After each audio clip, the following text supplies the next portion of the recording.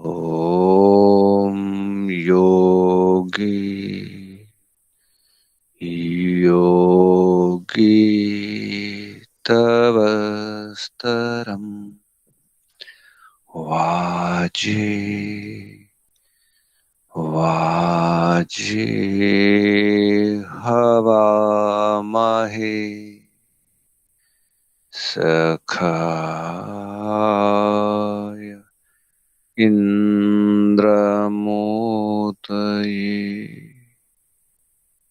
सखाय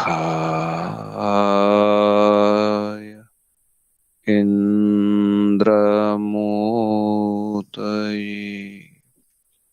ॐ यो नः पिता जनिता यो विधाता धामानि वेद भुवनानि विश्वा यो देवानां नामधा एक एव तं सम्प्रश्नं भुवनायन्त्यन्या यो देवानां नामधा एक एव तं सम्प्रश्नं भुवनायन्त्यन्या ॐ योगाचार विभूत्या यस्तोषयित्वा महेश्वरम् चक्रे वैशेषिकं शास्त्रम् तस्मै कणभुजे नमः। चक्रे वैशेषिकं शास्त्रम् तस्मै कणभुजे नमः। ॐ शान्ति शान्ति शान्तिः। परमपिता परमात्मा शाश्वत पिता शाश्वत माता सर्वपिता सर्वमाता। ओम भूर्भुवः स्वः आत्मदा ज्ञानदा बलदा मोक्षदा सर्वदा। ఓం ఓంకు వందనాలు. ఋషులకు మహర్షులకు యోగులకు మునులకు గురువులకు ఆచార్యులకు అధ్యాపకులకు పెద్దలకు మాతాపితలకు శ్రేయోభిలాషులకు మిత్రులకు చరాచర జగత్తుకు వందనాలు. సర్వేభ్యో నమో నమః. ప్రాణవ ప్రణామ. ఆత్మ బంధువులారా, శాశ్వత బంధువులారా, ఆత్మీయ బాంధవులారా, మిత్రులారా, అత్యంత దుఃఖ నివృత్తి అభిలాషులారా, సుమ్నార్థులారా, యోగ సాధకులారా, సుఖస్య మూలం ధర్మ, సుఖానికి మూలం ధర్మం. ధర్మం అర్థం కావాలంటే మన చుట్టూ ఉన్నటువంటి వస్తువులు, ద్రవ్యాల, గుణాల, కర్మల గురించి, వాటి లక్షణాల గురించి అర్థం కావాలి. మన చుట్టూ ఉన్నటువంటి వస్తువులు, అందులో ముఖ్యమైనటువంటి వస్తువు మన శరీరం.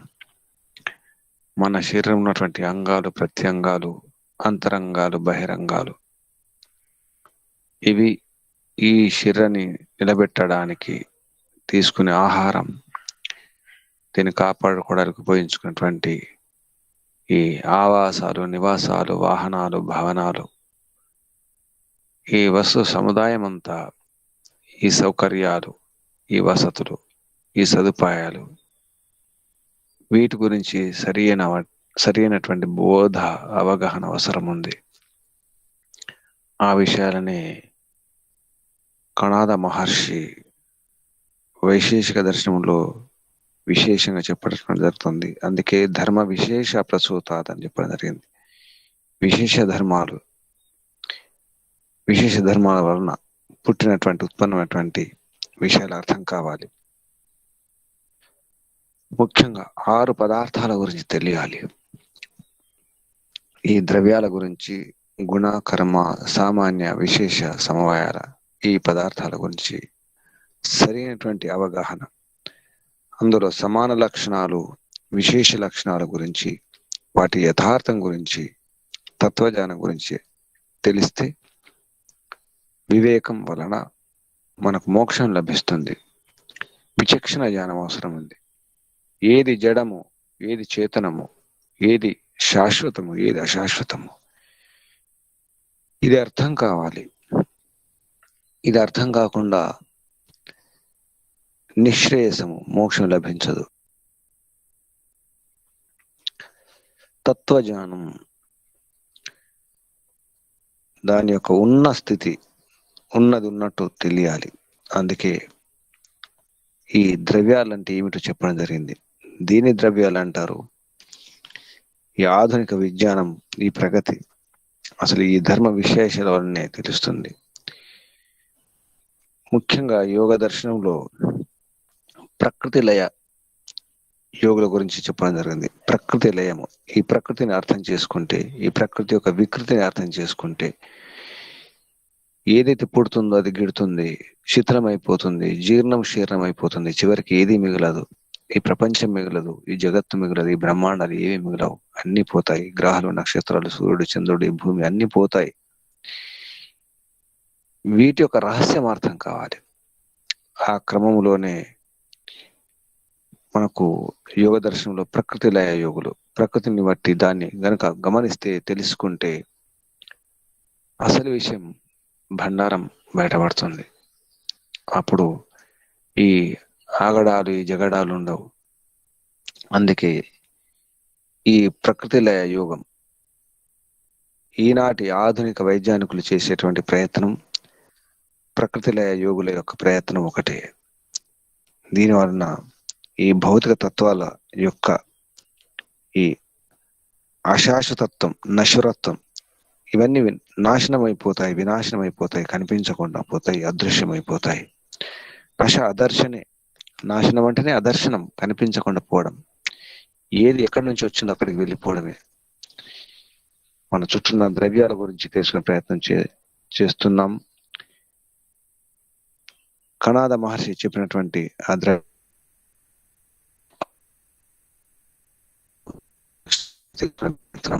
అందులో పృథ్వీ వ్యాపస్తేజో వాయుర ఆకాశం కాలో దిగాత్మ మన అయితే ద్రవ్యాన్ని. వైశేషిక దర్శనంలో మొదటి అధ్యాయంలో, మొదటి ఆహ్నికంలో 5వ సూత్రం చాలా స్పష్టంగా చెప్పడం జరిగింది. ఇందులో ముఖ్యంగా పంచభూతాలు, ఈ భూమి, జలము, అగ్ని, వాయు, ఆకాశం. పృథ్వీ ఆప, ఆప అంటే నీరు, తేజ, తేజం అంటే అగ్ని, వాయు, గాలి, ఆకాశం. తర్వాత కాలము, దిక్కులు, ఆత్మ, మన. మొత్తం నవద్రవ్యాన్ని, 9 ద్రవ్యములు. ఇక్కడ ద్రవ్యములు అంటే మనకు కనిపించే వస్తువులు, పదార్థాలు. మన భాషలో పదార్థం లేదా వస్తువు ద్రవ్యం. ఇక్కడ పదార్థాల గురించి చెప్పడం జరిగింది. 6 పదార్థాలు అని చెప్పేసి. 6 పదార్థాలు ఏమిటి? ఇక్కడ పదార్థాలకు, ద్రవ్యాలకు భేదం స్పష్టంగా తెలిసి ఉండాలి. పదార్థాలు అంటే తత్వాలు. ద్రవ్య, గుణ, కర్మ, సామాన్య, విశేష, సమవాయం. 6 అక్కడ పదార్థాలు అన్నారు. ఆ పదాలు అంటే అక్కడ తత్వాలు. అందులో ఆ 6 తత్వాల్లో ఒక తత్వం ద్రవ్యం. ఆ ద్రవ్యాలు 9: పంచభూతాలు, కాలము, దిక్కు, ఆత్మ, మనస్సు. ఈ విధంగా చెప్పడం జరిగింది. అందులో మళ్ళీ గుణాల గురించి చెప్పడం జరిగింది. వాటి గుణాలు ఏమిటి? రూపరస గంధ స్పర్శా సంఖ్యా పరిమాణాని పృథక్త్వం సంయోగ విభాగా పరత్వం అపరత్వం, బుద్ధులు, సుఖము దుఃఖము, ఇచ్ఛా ద్వేషాలు, ప్రయత్నం. ఇవి కాకుండా చ అనే దాంతో ఇతరములు ఏమిటి అంటే లోక ప్రసిద్ధం ఉన్నటువంటి ఈ గురుత్వం అంటే బరువు ఉండడం, ద్రవత్వం అంటే తరలంగా పల్చగా ఉండడం, తర్వాత స్నేహం అంటే విడిపోయిన పదార్థాలను ముద్ద చేయడం అనే సామర్థ్యం, సంస్కారం, ధర్మము అధర్మము, తర్వాత శబ్దం. ఇవి 7, అవి 17, ఇవి 7, మొత్తం 24 గుణాల గురించి చెప్పడం జరిగింది.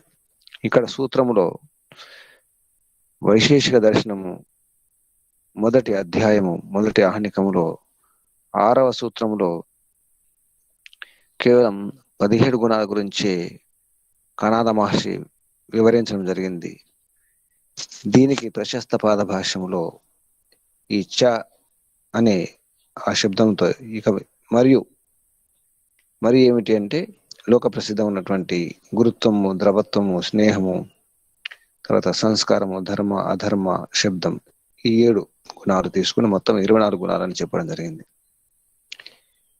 ఈ విధంగా 9 ద్రవ్యాలు, 24 గుణాలు, వీటి గురించి స్పష్టంగా తెలుసుకోవాలి.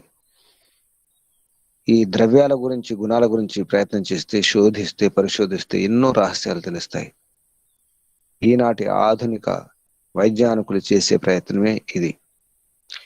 వాటి యొక్క గుణాల గురించి, లక్షణాల గురించి తెలుసుకునే ప్రయత్నం చేస్తున్నారు. ఆ గుణాలు ముఖ్యంగా దాని రూపం ఏంటి, దాని రసం ఏమిటి, ఈ గంధం, ఈ రూపరసగంధ స్పర్శలు మనకు ఈ పృథివీ అంటే భూమి యొక్క గుణము, తర్వాత నీటి గుణము, అగ్ని గుణము, వాయు గుణము, రూపము, రసము, గంధ, స్పర్శ. భూమికి రూపము, రసము, గంధ, స్పర్శ, ఈ 4 గుణాలు ఉంటాయి. అలాగే అగ్నికి రూపము, రసము, రూపము తర్వాత స్పర్శ ఉంటుంది. నీటికి రూపము, రసము, గంధం ఉంటుంది. వాయువుకు కేవలం స్పర్శ ఉంటుంది. ఆకాశంలో ఇవి ఏమి ఉండవు, రూపము, రసము, గంధం, స్పర్శ. గంధం అంటే వాసన. ఇక్కడ ఆకాశంలో ఉన్నటువంటి ఒకే గుణము శబ్దం. తర్వాత సంఖ్య అన్నారు. మన సంఖ్య అంటే మనం లెక్క పెట్టుకునే సంఖ్యలు 1, 2, 3 అండి, అవి సంఖ్యలు. తర్వాత పరిణామం అంటే కొలతలు అన్నమాట. కొలతలు, కొలవడం. అందులో ముఖ్యంగా ఈ పొడవు వెడల్పులు ఇవన్నీ వచ్చేస్తాయి. పొడవు వెడల్పులు, చిన్నది, పెద్దది, ఇవన్నీ కూడా. తర్వాత ఈ పృథక్త్వం అన్నారు. పృథక్త్వం అంటే విడిపోవడం, వేరు కావడం. 2 కావచ్చు, ఎక్కువైనా కావచ్చు. తర్వాత సంయోగ విభాగాలు, కలవడము, విడిపోవడం. పరత్వం అపరత్వం. పరత్వం అంటే దూరం కావడం, అపరత్వం అంటే దగ్గర కావడం. ఇక్కడ బుద్ధయ అన్నారు, బుద్ధులు అన్నమాట. బుద్ధుల గురించి కూడా తెలియాలి. ఇది బహువచనం. ఎందుకంటే ఇవన్నీ ఎన్నో ప్రాణులు ఉంటాయి, ఎన్నో జీవులు ఉన్నాయి. ఎన్నో జీవులు అంటే అక్కడ మనకు అనంత జీవులు కాబట్టి అనంత బుద్ధులు ఉంటాయి. కాబట్టి బుద్ధయ్య అని బహువచనం చెప్పడం జరిగింది. వాటికి సంబంధించిన సుఖ దుఃఖాలు, తర్వాత ఇచ్ఛా ద్వేషాలు. ఇక్కడ ఇచ్ఛా ద్వేషం రాగము, ద్వేషము, ప్రయత్న, ఎన్నో ప్రయత్నాలు చేస్తాం కాబట్టి ప్రయత్నం కూడా బహువచనం చెప్పడం జరిగింది. తర్వాత ఈ గురుత్వం, బరువుగా ఉండడం, ద్రవత్వం, కరిగి ఉండడం లేదా తరలంగా ఉండడం, పల్చగా ఉండడం, స్నేహం, విడిపోయినటువంటి పదార్థాలను ఒక ముద్దగా చేయడం, సంస్కారం కూడా రకాలు ఉన్నాయి. సంస్కారంలో ముఖ్యంగా వేగ సంస్కారం. వేగ సంస్కారం అంటే ఒక స్థానం నుంచి మరొక స్థానంకు పోవడం అనేది. ఒక వస్తువును విసిరినప్పుడు ఒక స్థానం నుంచి వేరే స్థానంకి వెళ్ళిపోతుంది, దాన్ని వేగ సంస్కారం అంటారు. తర్వాత స్థితిస్థాపకత్వం అంటే మొదటి స్థానానికి రావడం, మొదటి స్థితికి రావడం, స్థితిస్థాపకం. తర్వాత భావన సంస్కారం ఉంటుంది, ఇది స్మృతి చేయించేది, అంటే ఆత్మలో స్మరణ శక్తి ఉంటుంది, దీని పేరు భావన సంస్కారం. తర్వాత శబ్దము, ఈ సుఖ దుఃఖాలు, ఇవన్నీ కూడా గుణాలు ఉన్నాయి. అందులో ప్రయత్నాల్లో చాలా ప్రయత్నాలు ఉంటాయి, రకరకాల ప్రయత్నాలు ఉంటాయి, వాటి గురించి కూడా చెప్పడం జరిగింది. అందులో ఈ శూరత్వం, ఉదారత, దయ, చాతుర్యము, ఉగ్రత, వీటి గురించి కూడా చెప్పడం జరిగింది. ప్రశస్త పాద భాష్యంలో ధర్మము, అధర్మం గురించి, అదృష్టం చెప్పడం జరిగింది. గుణాశ్చ రూపరసగంధ స్పర్శ సంఖ్యా పరిమాణ పృథక్త్వ సంయోగ విభాగ పరత్వ అపరత్వ బుద్ధి సుఖ దుఃఖ ఇచ్ఛ ద్వేష ప్రయత్నాశ్చ ఇతి కంఠోక్తాః సప్తదశ చ శబ్ద సముచితార్థః చ గురుత్వ ద్రవత్వ స్నేహ సంస్కార అదృష్ట శబ్దాః సప్తై ఏవ ఏతే ఏవం చతుర్వింశతిర్గుణాః అని ప్రశస్త పాద భాష్యమైనటువంటి పదార్థ ధర్మ సంగ్రహంలో చెప్పడం జరిగింది. వీటి గురించి మనం తెలుసుకుంటాం. ఈ ద్రవ్యము, గుణ, కర్మ, ఈ మూడు ముఖ్యంగా 6 పదార్థాలు ఉన్నాయి. ద్రవ్య, గుణ, కర్మ, సామాన్య, విశేష, సమవాయం. అందులో ద్రవ్య, గుణ, కర్మలు ముఖ్యం. వీటి గురించి తెలుసుకోవడమే వైశేషిక దర్శనం యొక్క ముఖ్య ఉద్దేశము. ఆ విషయాల గురించి వివరించేది వైశేషిక దర్శనం. కర్మల గురించి చెప్పడం జరుగుతుంది. 5 కర్మలు: ఉతిక్షేపణం, అవక్షేపణం, ఆకుంచనం, ప్రసారణం, గమనం, ఇది కర్మాని అని. ఉతిక్షేపణం అంటే ఒక వస్తువును పైకి ప్రయత్నపూర్వకంగా, బుద్ధిపూర్వకంగా పైకి లేపడం. మామూలుగా లేపితది ఉతిక్షేపణం కాదు. బుద్ధిపూర్వకంగా అనుకొని, కోరుకొని లేపితే దాని పేరు ఉతిక్షేపణం. అలాగే అనుకొని మన కోరికతో కిందికి దించడం, ఆ క్రియ పేరు అవక్షేపణం. అవంటే కిందికి వైపు. తర్వాత ఆకుంచనం అంటే ముడుచుకోవడం, వేలు ముడుచుకోవడం, పిడికిలు బిగించడం, లేదా వస్తువుని దగ్గర తీసుకోవడం, సంకోచించడం, దాని పేరు ఆకుంచనం. ప్రసారణం అంటే బిగించిన పిడికిలి విప్పడం, దూరం చేయడం, దూరం కావడం, దూరం చేయడం, 2 వస్తాయి. తర్వాత గమనం అంటే ఇక్కడ చలనం, గతి, మొదలు ఇంకా చాలా వస్తాయి. గమనంలో ఈ భ్రమణం కూడా అవుతుంది, అంటే రౌండ్ తిరగడము, ప్రదక్షిణ చేయడము. తర్వాత విరేచనము, వమనము, నర్తనము, ఈ స్పందనము, పైకి జ్వలనము, నిష్క్రమణం, వెళ్ళిపోవడము, ప్రవేశించడము, ఇవన్నీ కూడా క్రియలు గమనం అనే ఆ కర్మలో వచ్చేస్తాయి. ఉతుక్షేపణం, అవక్షేపణం, ఆకుంచనం, ప్రసారణం, గమనం, 5 ముఖ్యమైనటువంటి కర్మలు. గుణ, కర్మ, ద్రవ్య, గుణ, కర్మ, వీటి గురించి ఇక్కడ ప్రస్తావించడం జరిగింది, పరిచయం చేయడం జరిగింది. అలా చేస్తూ మళ్ళీ ఏమన్నారంటే 8వ సూత్రంలో చెప్పడం జరుగుతుంది.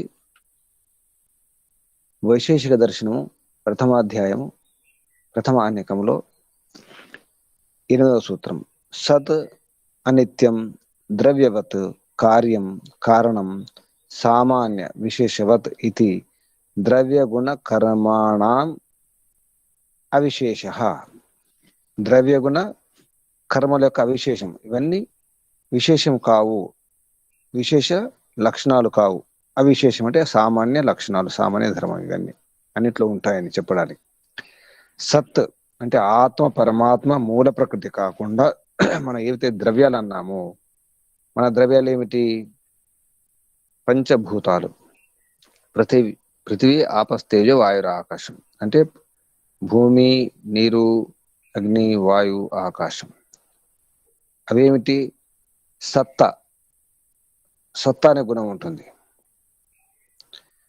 తర్వాత అవి సత్ అనిత్యం, అవి అనిత్యం.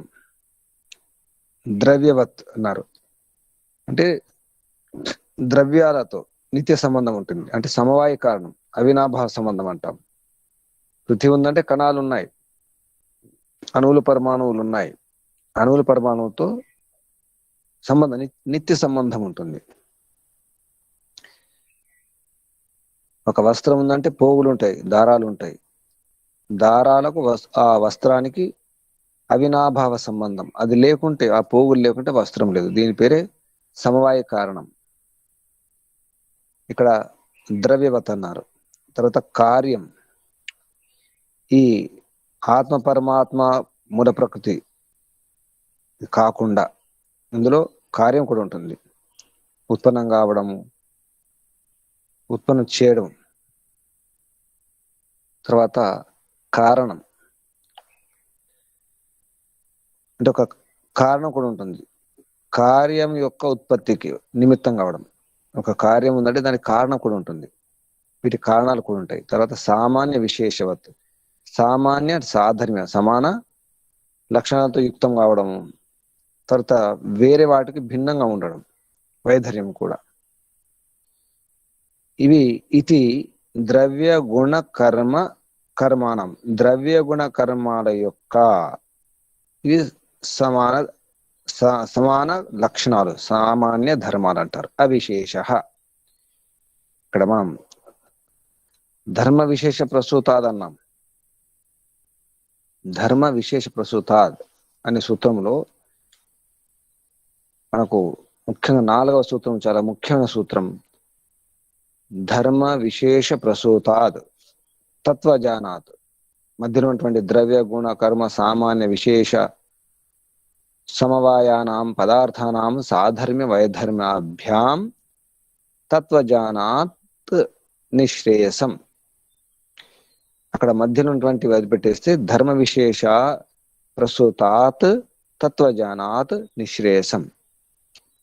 ఇది ముఖ్యం. ధర్మ విశేషం, విశేష ధర్మం వల్ల పుట్టినటువంటి తత్వజానం వలన నిశ్రేయసం లభిస్తుంది. వీటి యొక్క ధర్మ విశేషం, విశేష ధర్మాలు. విశేష ధర్మాలు అంటే ఒక వస్తువును వేరుగా అర్థం చేసుకోవడానికి సామాన్య లక్షణాలు కూడా తెలిసి ఉండాలి. విశేష లక్షణాలు తెలిసినప్పుడు ఇది ఈ వస్తువు అని స్పష్టంగా అర్థమవుతుంది. అన్ని సమానంగా ఉంటే అన్ని ఒకటే అయిపోతాయి. అందరూ ఒకటే, అన్ని ప్రాణులు ఒకటే, అంతా ఒకటి నిజానికి. కానీ అందులో మళ్ళీ విశేష లక్షణాలు కూడా ఉంటాయి, విశేష ధర్మాలు ఉంటాయి, విశేష గుణాలు ఉంటాయి.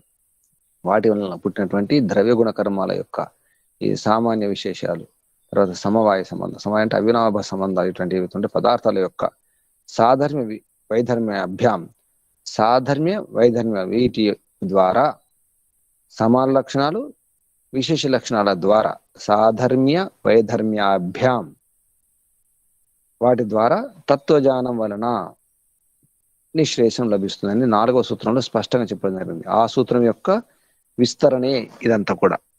వైశేష దర్శనం యొక్క మొత్తం విశదీకరణ, వివరణ 4వ సూత్రం యొక్క ఈ వ్యాఖ్యానమే. కాబట్టి 8వ సూత్రంలో ఏముంటాయి అంటే సత్తా ఉంటుంది. సత్తా అనే గుణం ఉంటుంది.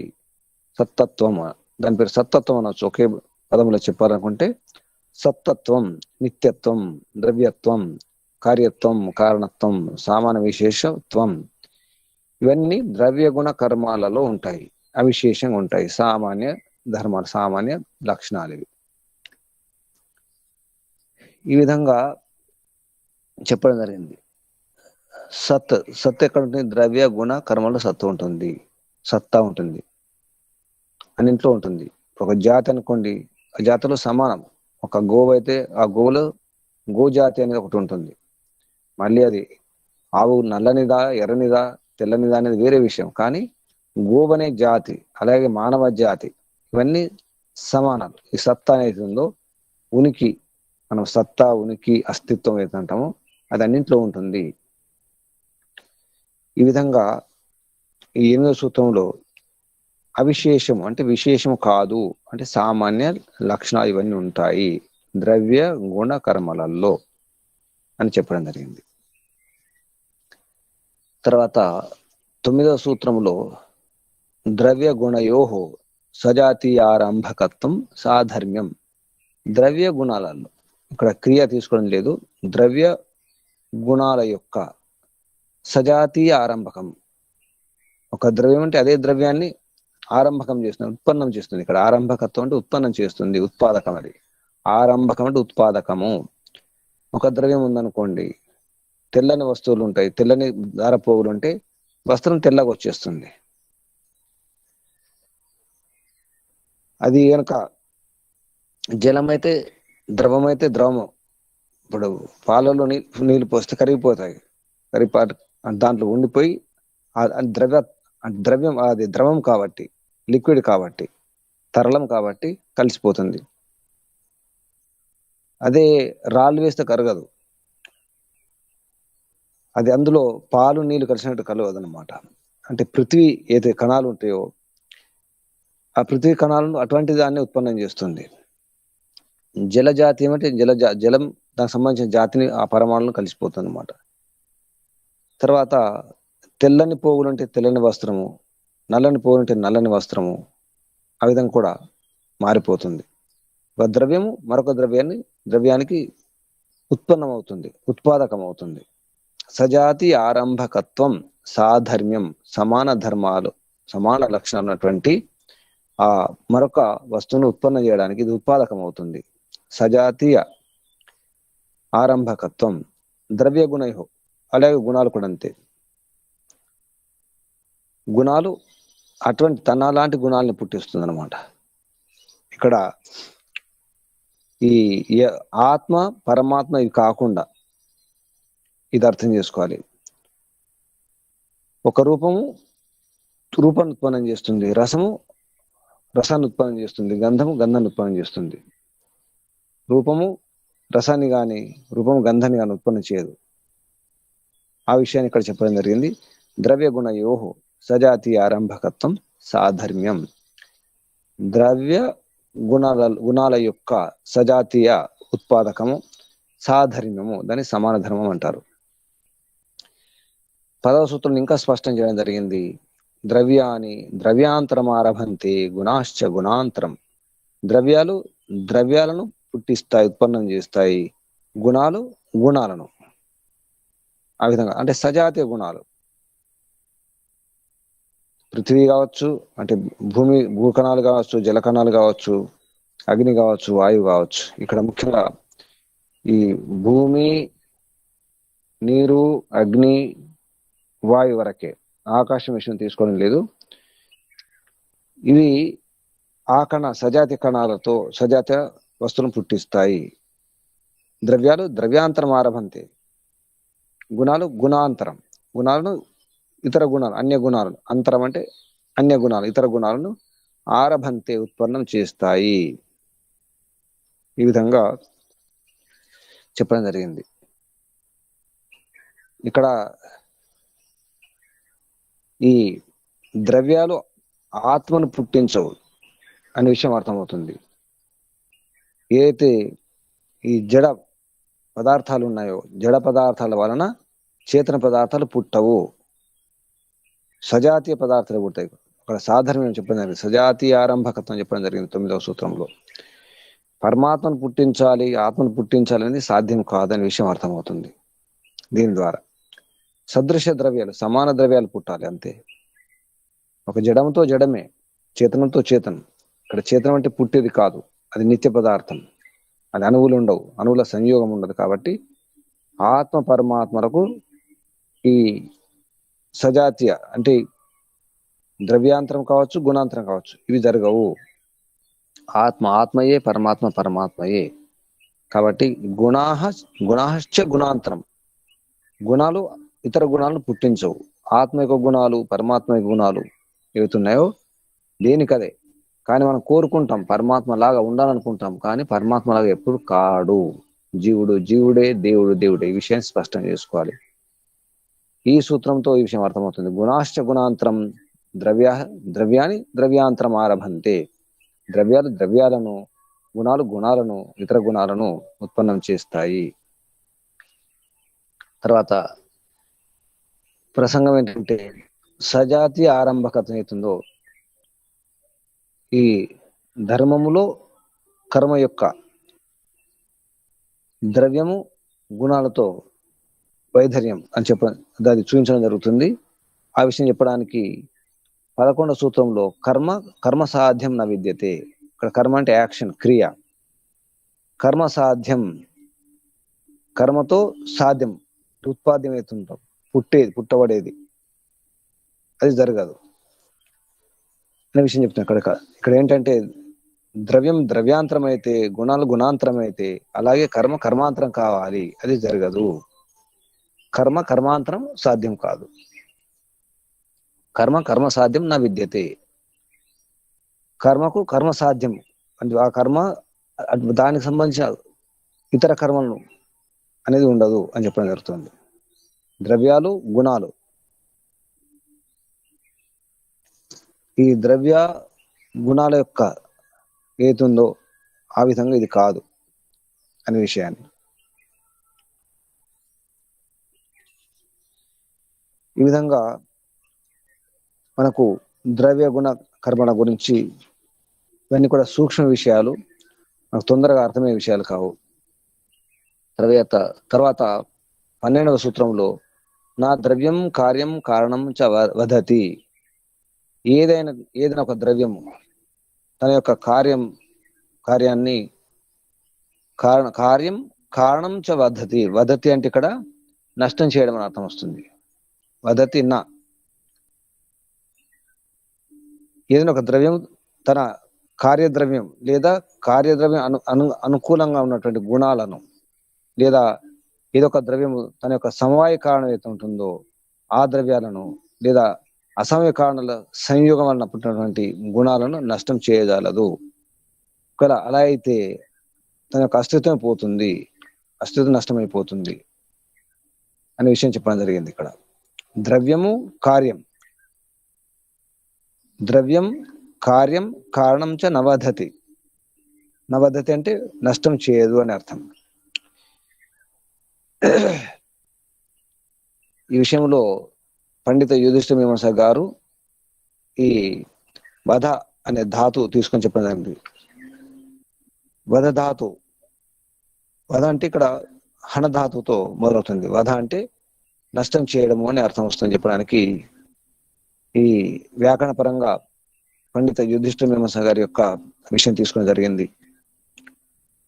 హణధాతుతో వధ అనే శబ్దం వస్తుంది చెప్పడానికి. ధాతుపాఠంలో వధ ధాతు ఉంటుంది. వధ ధాతు అనేది మొత్తం డైరెక్ట్ గా వధ ధాతువు లేదు, దానికి ధాతు హణధాతు ఉంది. ఆ విధంగా వ్యాకరణ పరం కూడా తీసుకొని చెప్పడం జరిగింది.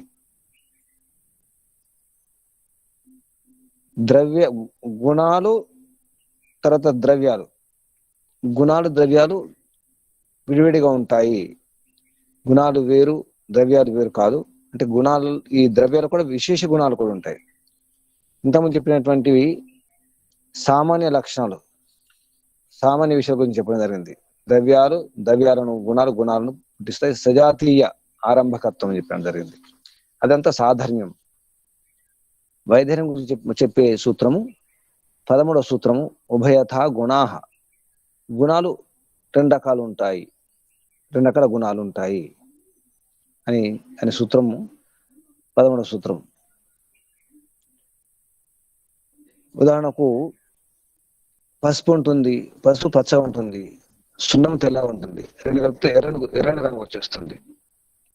ఆ విధంగా అంటే అదే రంగు. ఉదాహరణకి ఇక్కడ పచ్చని పోగులతో పచ్చని వస్త్రం పుడుతుంది, నల్లని వస్త్రం అంటే నల్లని పోగులు అంటే నల్లని వస్త్రం పుడుతుంది. కానీ ఇక్కడ పసుపు పచ్చ రంగు ఉంటుంది, సున్నము తెల్ల రంగు ఉంటుంది, రెండు కలిపితే ఎర్ర రంగు వస్తుంది. ఇక్కడ రంగులు మారిపోయినాయి. ఎర్రని రంగు ద్వారా ఈ ముందున్నటువంటి తెల్ల రంగు, తర్వాత ఆ పీతము, ఆ పసుపచ్చ రంగు రెండు మారిపోయినాయి, నష్టమైపోయినాయి. ఇటువంటి కూడా జరుగుతుంటాయి. ఉభయతా గుణ, రెండు రకాలు జరుగుతుంటాయి. ఒకటేమో ఏ రంగు ఉంటే ఆ రంగు, కానీ రంగు మార్చే పద్ధతి కూడా ఉంటుంది. కాబట్టి ఉభయతా గుణ అని చెప్పడం జరిగింది. 14 సూత్రంలో కార్య విరోధి కర్మ, కార్యం విరోధి అంటే దానికి ఆ కర్మ ఏది ఉంటుందో, కార్య విరోధి అని పదం ఇది బహువ్రీహి సమాసం. అంటే కర్మ, కర్మ అంటే క్రియ, క్రియ దాన్ని నాశనం చేసే కర్మ కూడా ఉంటుంది. కర్మ యొక్క కారణం ఏది ఉంటుంది, లేదంటే కార్యం యొక్క నష్టం ఏది ఉంటుందో అది కాదు అంటాడు. అంటే ఏదైనా క్రియ ఉందంటే ఆ క్రియ వలన ఇది పుడుతుంది, అది గమనం కావచ్చు, ఏదైనా కావచ్చు. అప్పుడేమవుతుంది, దాని వలన ఒకటి నష్టం ఏంటి అనిపిస్తుంది, కానీ దాని వల్ల ఇంకోటి పుడుతుంది అనే విషయం చెప్పడం జరుగుతుంది. కార్య విరోధి కర్మ, కార్యం విరోధి, కార్యం ఇంకో దానికి ఇంకో కర్మకు విరోధం కూడా జరుగుతుంది. ఉదాహరణకు ఒకరు వస్తున్నారనుకోండి, ఎదురుగా పోతే మనం మన యొక్క కర్మ, మన యొక్క క్రియ వలన ఎదురు వాళ్ళు ఆగడం జరుగుతుంది, ఆపడం కూడా జరుగుతుంది, లేదా అనుకూలంగా పంపడం కూడా జరుగుతుంది, ప్రోత్సహించడం కూడా జరుగుతుంది. కాబట్టి ప్రోత్సహించే కర్మ కూడా ఉంటుంది, ఆపే కర్మ కూడా ఉంటుంది, కార్య విరోధం కూడా జరుగుతుంది. 2 రకాలు ఉంటాయి కర్మ. ఆ విధంగా 14 సూత్రంలో ఈ విషయం చెప్పడం జరిగింది. తర్వాత 15 సూత్రంలో క్రియా గుణవత్ సమవాయ కారణమితి ద్రవ్య లక్షణం. క్రియా గుణం లాగా అంటే క్రియ ఉంటుంది, తర్వాత గుణం ఉంటుంది. గుణాల ఆశ్రయము, తర్వాత క్రియాశ్రయం. ఇక్కడ క్రియా గుణవత్, ఇక్కడ గుణవత్ అంటే వత్ అనే ఆ ధాతుతో ఆ ప్రత్యయంతో ఏమర్థం వస్తుందంటే క్రియ యొక్క ఆశ్రయము, క్రియ యొక్క ఆధారము, గుణాలకు ఆధారము ఏతుందో అది సమవాయ కారణమితి ద్రవ్య లక్షణం, అది సమయ కారణము. అంటే అవయవాలు ఏతుంటాయి, అవయవాలు, కార్యద్రవ్యము, ఈ గుణాలు, ఈ క్రియ, వీటికి సమవాయ కారణం ఉంటుంది. అంటే అది లేకపోతే ఇది ఉండదు. ఇది ద్రవ్య లక్షణం, పదార్థాల యొక్క లక్షణము. లక్షణం అంటే ఇక్కడ చిహ్నం, గుర్తు అన్నమాట. అంటే గుణాలు గుణి, క్రియకు క్రియావాన్ అంటారు. గుణాలు ఉన్నాయంటే ఆ గుణాలకు ఆశ్రయము, ఆధారం అవుతుందో దాని పేరు గుణి అంటారు. గుణి లేకుండా గుణాలు ఉండవు. అలాగే క్రియవంతం లేకుండా క్రియలు ఉండవు. ఒక క్రియ ఉందంటే క్రియకు ఆధారం కూడా ఉంటుంది. ఒక వ్యక్తి చేతులు ఆడిస్తున్నాడు, ఏదో ఒక వస్తువు వస్తుంది అంటే దానికి ఆధారం కూడా ఉంటుంది. దీనికి కారణం ఏంటంటే ఈ క్రియ చేయడానికి ఒక కర్త ఉంటాడు, ఒక కర్మ చేయడానికి కర్త ఉంటాడు. ఒక వస్తువు ఇక్కడి నుంచి అక్కడ జరిగింది, లేదా అది కంపిస్తుంది, లేదా తిరుగుతుంది, జరుగుతుంది అంటే తప్పకుండా దానికి ఆధారం ఒకటి ఉంటుంది. అది వ్యక్తి కావచ్చు, వస్తువు కావచ్చు, ఇంకేదైనా కావచ్చు. ఫ్యాన్ తిరుగుతుందంటే తిరగడానికి ఆధారం, కారణం ఉంటుంది. అలాగే అవయవాలు అవయవి, అవయవి లేకుండా అవయవాలు ఉండవు. ఈ శరీరం లేకుండా శరీరంలో అంగాలు ఉండవు. శరీరం అనేది అవయవి, అంగాలు అవయవాలు. అలాగే వ్యక్తి, జాతి, ఈ అంత్యం, అంతే, ఇవన్నీ కూడా ఈ ఇక్కడ అంత్య నిత్యత్వ ధర్మం అని చెప్పడం జరిగింది. ఒక శబ్దం వచ్చింది, అంత్య నిత్య ద్రవ్యము అంటే ఇక్కడ అంత్య చివరి నిత్య ద్రవ్యం ఏమిటి ఈ పదార్థాలలో అంటే పరమాణువు. ఇది భాష్యములు వస్తుంది. ఈ భాష్యముల విషయం ఏంటంటే చివరి అంత్య నిత్య ద్రవ్యం పరమాణువు. ఇవి కూడా ఉంటాయి. ఇవన్నీ కూడా ఏం చెప్తున్నాయంటే ఆధారం లేకుండా ఏది జరగదు, అంటే సమవాయ కారణం ఇది. అది లేకుండా ఇది ఉండదు అనే ఏదైతే కారణం ఉంటుందో దాని పేరు సమవాయ కారణం. దాని పేరు అవినాభావ సంబంధం అంటాం మనం. ఈ విధంగా మనం కారణం ఉంటుంది, కార్యద్రవ్యం యొక్క ఉత్పాదన కారణం ఉంటుంది, దాన్ని మెటీరియల్ కాజ్ అంటాం. మెటీరియల్ కాజ్ పేరు కార్యద్రవ్యం యొక్క ఉత్పాదన కారణము. ఈ మెటీరియల్ కాజ్ లేకుండా ఏది జరగదు. ప్రతిదానికి ఒక ఆధారం ఉంటుంది. క్రియలు, తర్వాత గుణాలు. ఈ క్రియల గుణాలు ఎక్కడ ఉంటాయి? ద్రవ్యంలోనే ఉంటాయి. అందుకే ద్రవ్య గుణ కర్మ సామాన్య విశేష సమవాయనం. అయితే మనం 6 ద్రవ్యాలు అన్నాము, అందులో ఈ క్రియ గుణాలు ద్రవ్యములు ఉంటాయి. ద్రవ్య గుణ కర్మ ఆ 3 శబ్దాలలో ముఖ్యంగా ద్రవ్యము ఆధారము, క్రియలు గుణాలు ఆధేయాలు. ద్రవ్యాన్ని వదిలిపెట్టి స్వతంత్రంగా ఈ క్రియలు గాని గుణాలు గాని ఉండడానికి వీలే లేదు. కాబట్టి ద్రవ్యము ఎలా ఉంటుంది? క్రియ, తర్వాత గుణాలు. క్రియా గుణాలు కలదే ద్రవ్యము. క్రియా గుణాల తర్వాత సమవాయ కారణం కూడా ఉండాలి. ఆ సమయ కారణాల యొక్క సాధర్మ్యం తర్వాత వైధర్మ్యం, సమాన లక్షణాలు ఇతర వస్తువుల నుంచి ఇతర ద్రవ్యాల నుంచి తెలుసుకోవడానికి విశేషమైనటువంటి లక్షణాలు కూడా ఉండాలి. ఇవి ద్రవ్యం లేకుండా జరగదు. ఇక్కడ ద్రవ్యము ఆధారము, క్రియాగుణాలు ఆధేయాలు. ఈ విధంగా అసలు ద్రవ్యాలు ఏమిటి, ఆ ద్రవ్యాల యొక్క రహస్యం ఏమిటి తెలియాలంటే ముఖ్యంగా ఆ ద్రవ్యం ఉన్నటువంటి గుణాలు, అందులో సామాన్య గుణాలు ఏమిటి, విశేష గుణాలు ఏమిటి, సామాన్య క్రియలు విశేష క్రియలు ఏమిటి, అందులో సమవాయ కారణం ఏమిటి, అంటే ఏది లేకుంటే ఏది జరగదు అది కూడా తెలిసి ఉండాలి. వీటి వలన మనకు ఆత్మ పరమాత్మ ఈ ప్రకృతి యొక్క వికృతి విషయాలు అర్థమవుతాయి. ఈ దర్శనంలో ఆత్మ పరమాత్మల విషయం లోతుగా కాకుండా ముఖ్యంగా మనకు కనిపించేటువంటి ఈ పంచభూతాల గురించి, ఆ పంచభూతాల వలన మనకు ఏర్పడుతుంటుంది ఈ ఇతర వస్తువుల గురించి, ఈ ఆహార పదార్థాలు కావచ్చు, ఈ సౌకర్య సాధనాలు కావచ్చు, వీటన్నిటి గురించి సరైన అవగాహన తెలుసుకోవాలంటే అసలు ద్రవ్యం ఏమిటి, ఆ ద్రవ్యం ఉన్నటువంటి కర్మ ఏమిటి, ఆ ద్రవ్యం యొక్క గుణాలు ఏమిటి, అందులో సామాన్య గుణాలు విశేష గుణాలు ఏమిటి, సామాన్య క్రియలు విశేష క్రియలు ఏమిటి తెలిసి ఉండాలి. అది ఒక జంతువు కావచ్చు, పక్షి కావచ్చు, మనిషి కావచ్చు, ఎవరైనా కావచ్చు, ఏ వస్తువునే కావచ్చు. అది తెలిసినప్పుడే స్పష్టంగా అర్థమవుతుంది. లేకపోతే అన్ని సమాన లక్షణాలు ఉంటే అన్ని ఒకటే అయిపోతాయి, అంతా ఒకటే, అంతా గందరగోళం అవుతుంది. మనకు విడదీసి చూసుకొని రావాలి. దాని పేరే వివేకము అన్నారు. వివేకంలో సామాన్య లక్షణాలు విశేష లక్షణాలు తెలిసినప్పుడే వివేకము. ఆ వివేకం అంటే తత్వజ్ఞానము. తత్వజ్ఞానం అంటే మనకు యథార్థ జ్ఞానం. ఆ యథార్థ జ్ఞానం తెలిసినప్పుడే మోక్షం లభిస్తుంది. లేకపోతే అన్ని సమస్యలే. నిజానికి కారణాలు తెలియకపోవడమే సమస్య. సమస్యలు కావచ్చు, దుఃఖాలు కావచ్చు, వ్యాధులు కావచ్చు, ఏదైనా కావచ్చు, వాటికి కారణం తెలియకపోవడమే సమస్య. కారణం తెలిస్తే చాలా సమస్యలు పోతాయి. మనకు చిరునామా అడ్రస్ తెలియకపోవడమే సమస్య. సరైన చిరునామా అడ్రస్ తెలిస్తే, సరైన దారి తెలిస్తే, ముందే పరిచయం ఉంటే, అనుభవం ఉంటే మనం నిశ్చింతగా నిర్భయం ఉండగలుగుతాం. ఇక్కడ తెలియకపోవడము, అనుభవం లేకపోవడము, పరిచయం లేకపోవడం అనేది జరుగుతుంది. అందుకే ఈ ప్రపంచం ఉన్నటువంటి పదార్థాల గురించి పరిచయం జరగాలి. ఆ పదార్థాల యొక్క సామాన్య గుణాలు, సామాన్య లక్షణాలు, విశేష లక్షణాల గురించి అర్థం చేసుకుని వాటిని వాడుకోవడం రావాలి. వాటిని సద్వినియోగం చేసుకుని ఉపయోగించుకొని వాటి ద్వారా ఈ సుఖాలు అనుభవిస్తూ, భౌతిక సుఖాలు అనుభవిస్తూ, ఈ సుఖాలే చివరి కావు. ఇంతకంటే సుఖము, నితాంత సుఖము, నిశ్రేయసం ఉంది, మోక్షం ఉంది. ఆ మోక్షంలో ఎటువంటి సమస్యలు ఉండవు, కష్టాలు ఉండవు. అటువంటి మోక్షం కొరకే ప్రయత్నం చేయాలి. అందుకే మానవ జన్మ యొక్క ముఖ్య పరమ లక్ష్యం, పరమ కర్తవ్యం మోక్షం. దాని పేరు ఈశ్వర సాక్షాత్కారం కూడా అనవచ్చు. దాని పేరు నిశ్రేయసము, నితాంత శ్రేయసం, నితాంత ఆనందం, సత్యానందం, నిత్యానందం, అపారానందం. ఏదైనా పేరు పెట్టుకోండి, కావాల్సింది అత్యంత దుఃఖ నివృత్తి. దుఃఖాలన్నీ దూరం కావాలి. ఇది సాధ్యం, సంభవం. మనం దుఃఖాలు సుఖాలు అంటున్నాం, నిజానికి అవే దుఃఖాలు కొందరు వాటిని సుఖాలుగా మార్చుకుంటున్నారు. కొందరు సుఖాలను దుఃఖాలుగా మార్చుకుంటారు.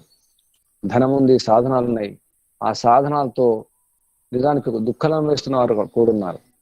అదే వస్తువు, అదే వాహనం, అదే ద్రవ్యం, అదే ఇల్లు, అదే భూమి, అదే అధికారం, అదే వజ్రాలు, అదే బంగారం కొందరికి దుఃఖదాయకం, కొందరికి సుఖదాయకం. కారణం ఏంటి? సరైన అవగాహన లేక. ఆ సరైన అవగాహనతో ముందుకెళ్ళే ప్రయత్నం చేయాలి. మనం వాడుకునే బుద్ధిని బట్టి ఉంటుంది. మన విచక్షణ బుద్ధిని బట్టి ఉంటుంది. అందుకే ఇక్కడ ఈ వీటిలో బుద్ధి కూడా తీసుకోవడం జరిగింది. బుద్ధి కూడా ముఖ్యమే. కాబట్టి సుఖము, దుఃఖము, బుద్ధి ఇవన్నీ కూడా విషయాల గురించి ఇందులో ప్రస్తావన, వివరణ ఉంటుంది.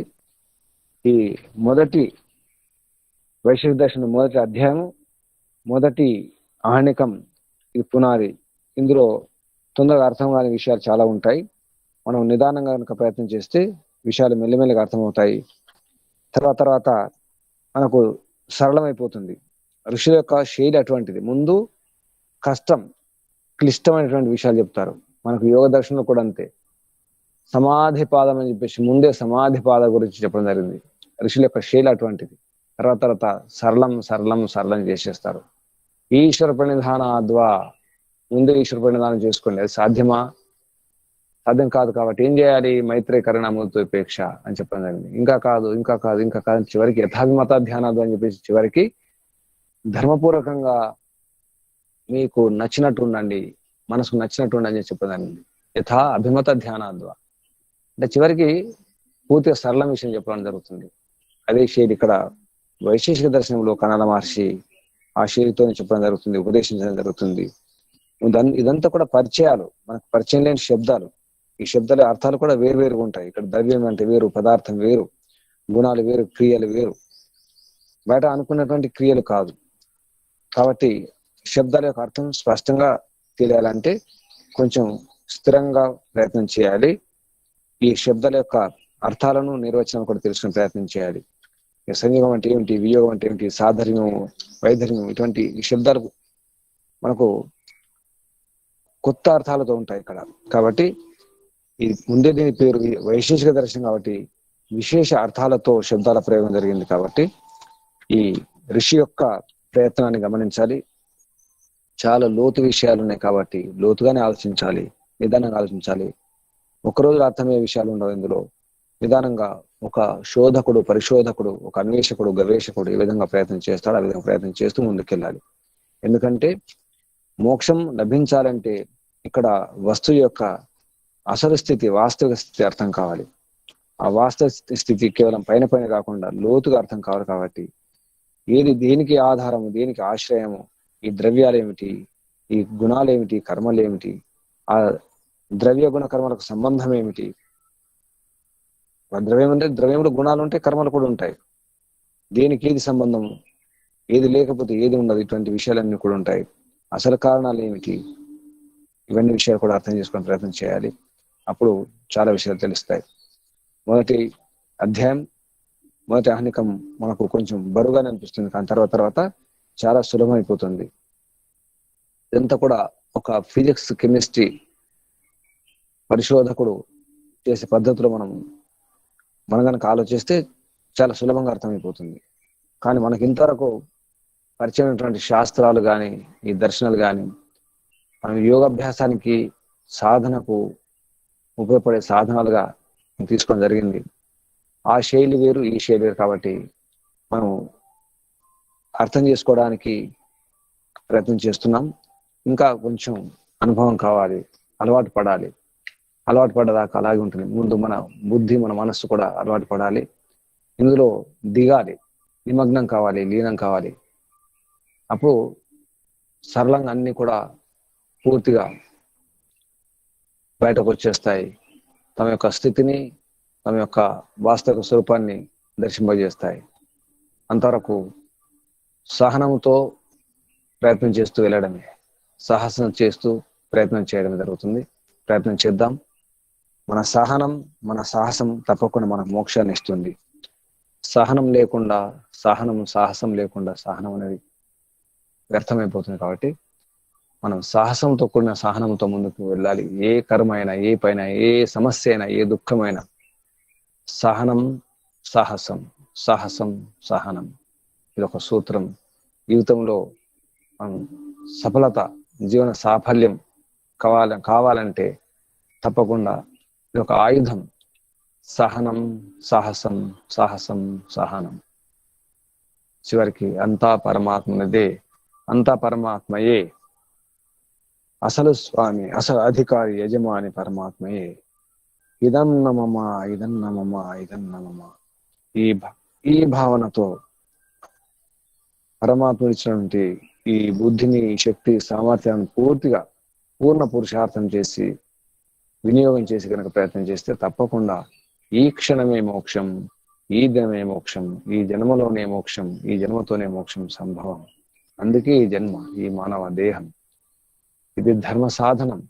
ఏ ఇతర పశువుల, పక్షుల యొక్క శరీరాలు ధర్మ సాధనాలు కావు. కేవలం మానవ దేహం మాత్రమే ధర్మ సాధనం. ఇది మర్చిపోకూడదు. ప్రయత్నం చేద్దాం. సహనం, సాహసం, సాహసం, సహనం. ఈనాటి మనం పరమపిత పరమాత్మ యొక్క అనుగ్రహంతో కణాల మహర్షి యొక్క పురుషార్థంతో తపస్సుతో మనకు అనేటువంటి ఈ సూత్రాల యొక్క ఆ సారాన్ని అర్థం చేసుకొని ఆధారం లేకుండా ఆధేయాలు ఉండవు, ఆధారం ఉంటుంది. ఎన్ని గుణాలున్నా, ఎన్ని కర్మలున్నా, ఎన్ని క్రియలున్నా దానికి ఆధారం ద్రవ్యమే.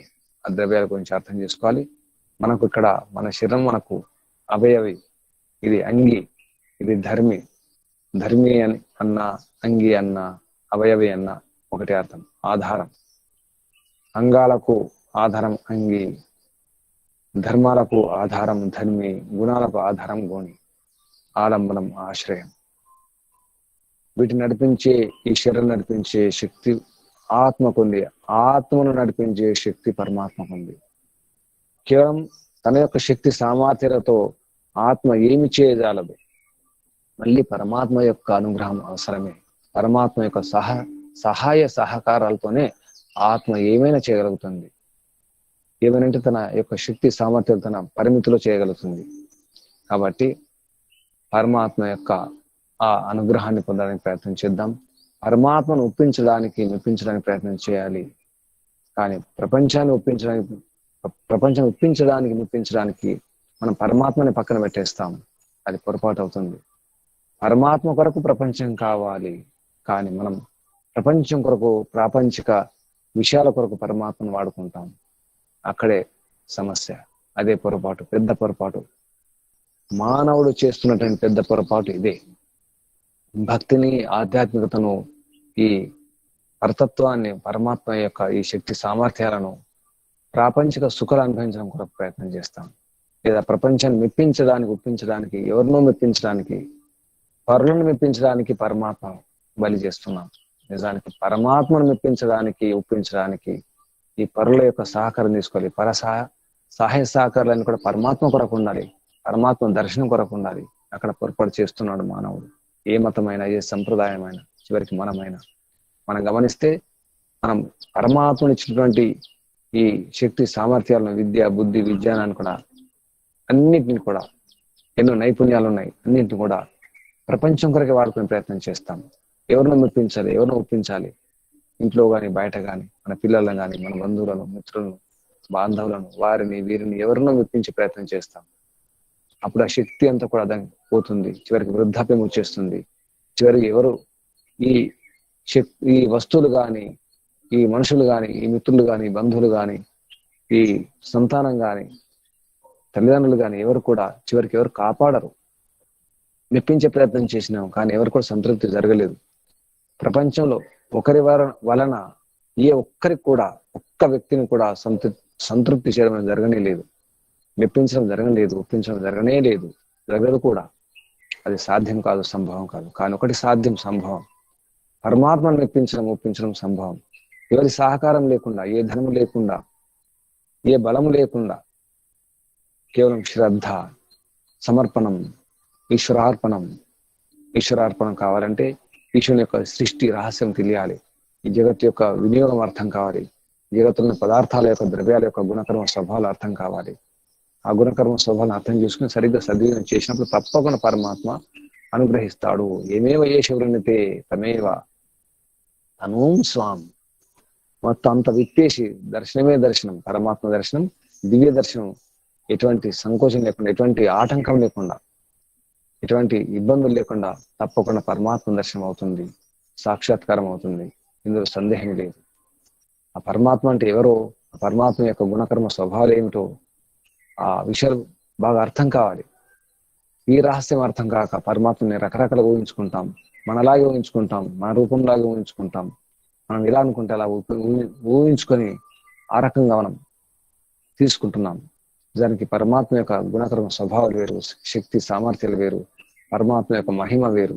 ఆ మహిమను అర్థం చేసుకోవాలంటే ఈ ప్రపంచాన్ని అర్థం చేసుకోవాలి. ముందుగా మనల్ని మనం అర్థం చేసుకోవాలి, మన శక్తి సామర్థ్యాన్ని అర్థం చేసుకోవాలి. అప్పుడు అందుకే కళ్ళు మూసుకునే ప్రయత్నం చేస్తాం. ఈ ఈశ్వర ఆరాధన, ఉపాసన, ఈ ధ్యానం అంతా కూడా కళ్ళు మూసుకుని సాగుతుంది. ఎవరైనా, ఎక్కడైనా కళ్ళు మూసుకోవడం లేకుండా ఏది జరగడం లేదు. మనం గుడిలోకి వెళ్ళినా, ఎక్కడ వెళ్ళినా దర్శనం అనగానే కళ్ళు మూసుకుంటాం. చూడండి అంటే కళ్ళు మూసుకుంటాం. అంటే ఎక్కడ చూడాలి? లోపల చూడాలి. నిజానికి దాని అర్థం అది. లోపల వెతకడమే, లోపల గవేషణ, లోపల అన్వేషణ అవసరం ఉంది. ఈ గవేషణ, అన్వేషణ అంతా లోపలే. మన లోపలే ఉంది. అందుకే ఆనందం అనేది ఎక్కడి నుంచి బయట నుంచి రాదు. ఆనందం లోపల నుంచి ఉత్పన్నమవుతుంది, ఊరుతుంది. అదొక ఊట. ఆ ఊట రావాలంటే పరమాత్మ యొక్క ఊతం తీసుకోవాలి, ఆధారం తీసుకోవాలి. పరమాత్మ యొక్క ఆలంబనం, ఓమే ఆలంబనం, ఓమే జీవన ఆధారం, సర్వాధారం, సర్వేశ్వరం, పరమిత పరమాత్మ, సర్వశక్తివంతం, న్యాయకారి అయినటువంటి ఆ పరమిత పరమాత్మ యొక్క ఆ దయాలు, ఆ కరుణామయం యొక్క ఆ శక్తి యొక్క అనుగ్రహంతోనే మనం ముందుకు వెళ్ళాలి. అది లేకుండా మనం ఏది చేయడం లేదు, ఏ క్రియ కూడా చేయడం లేదు, మనలో ఏ చలనం కూడా చేయడం లేదు. కళ్ళు మూసుకోవడం కానీ తెరుచుకోవడం కానీ అన్ని కూడా పరమిత పరమాత్మ యొక్క సహకారంతోనే. శ్వాస తీసుకోవడం వదిలిపెట్టడం కూడా పరమిత పరమాత్మ యొక్క సహకారంతోనే. ఈ శరీరంలోకి రావడం, ఈ జననం మరణం అంతా పరమిత పరమాత్మ యొక్క సహకారంతోనే. మన ఇష్టం వచ్చినట్టు ఈ శరీరానికి రాలేదు, మనం ఇష్టం వచ్చినట్టు శరీరం నుంచి పోవడం కూడా చేయకూడదు. కొందరు ఆత్మహత్య చేసుకుంటారు, అది పారిపోవడం అవుతుంది. మనం అనుకోని మన ఇష్టంతో, మన శక్తి సామర్థ్యాలతో ఈ శరీరంలోకి రాలేదు, ఈ జన్మ రాలేదు. అలాగే ఈ శరీరాన్ని నాశనం చేసుకోవడం కూడా, పోగొట్టుకోవడం కూడా అది న్యాయం కాదు, ధర్మం కాదు, అది పారిపోవడం. కాబట్టి ఆత్మహత్యలు కూడా తప్పే, అది కూడా నేరమే, అది కూడా పాపమే. కాబట్టి ఇవన్నీ అర్థం చేసుకోవాలంటే ఇటువంటి శాస్త్రాల అధ్యయనం అవసరం ఉంది. ఈ శాస్త్రాల యొక్క ఋషుల యొక్క మార్గదర్శనంలో ప్రయత్నం చేయాలి, అప్పుడు సాధ్యమవుతుంది. దాని కొరకు సహనం సహనం సహనం, సహనంతో కూడిన సాహసంతో కూడిన సహనం ఉండాలి. ఇది మర్చిపోకూడదు. ఓం శం. పరమిత పరమాత్మకు, ఋషులకు, మహర్షులకు అందరికీ ధన్యవాదాలు. ముఖ్యంగా కనాద మహర్షికి ధన్యవాదాలు అర్పిస్తూ మీకు అందరికీ ధన్యవాదాలు. ఓం శం. శుభకృతులు, అందరికీ శుభకృతులు. ఓం శాంతి శాంతి శాంతి. శాంతి పాఠ్. ఓం ఓం జౌ శాంతిరంతరిక్షం శాంతి, పృథ్వీ శాంతి, శాంతి, వనస్పతయ శాంతిర్విశ్వే శాంతి, బ్రహ్మ శాంతి, సర్వం శాంతి, శాంతిరేవ శాంతి, కామా శాంతి. ఓం శాంతి శాంతి శాంతి. సర్వేభ్యో నమో. ప్రణవ. ఓం ఓం ఓం ఓం ఓం. నమస్తే గురుజీ. ఓం ప్రణామాలు గురుజీ. ఓం ఓం ఓం ఓం ప్రణామాలు గురుజీ. ధన్యవాదములు. నమస్తే. ప్రణామాలు గురుజీ, ధన్యవాదములు. ఓం నమస్తే. ఓం నమస్తే. ఓం నమస్తే గురుజీ, ధన్యవాదములు. ఓం నమస్తే. ఓం ఓం నమస్తే గురుజీ, ధన్యవాదాలు. ఓం నమస్తే గురుజీ, ధన్యవాదాలు. నమస్తే గురుజీ.